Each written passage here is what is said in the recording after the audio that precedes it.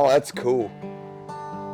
Yeah, it's a songwriting workhorse, really. Absolutely. Yeah. That's got a great sound to it. Yeah, yeah. And so, yeah, there's one of those. These are sort of mahogany spruce top, so that's what we call an essential D. Essential, absolutely. Yeah, yeah. Everyone has to have something mahogany. Yeah, absolutely.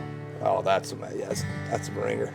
Yeah, lots of songwriters use those as workhorses as well. I love that. Yeah. That's great. Yeah, and then that's the... Is that the triple O version of it? That's the OM version. OM. Yeah, yeah. Same size really as a triple O, but a longer scale length. So school me up here. What is the difference between a triple O and an OM?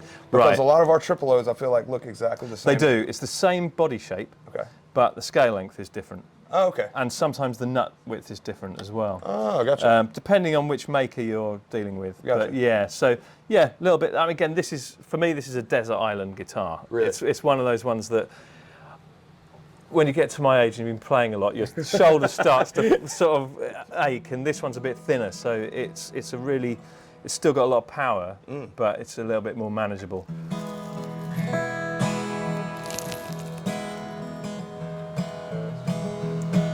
But yeah, intimate, but still. This reminds me of like Waylon Jennings sound. Right, dude. yeah, yeah. The electrics, I mean, that's kind of cool. That is, That's, I'm not gonna lie, that thing is awesome. That's a Love that. copper leaf Wow. over a black finish.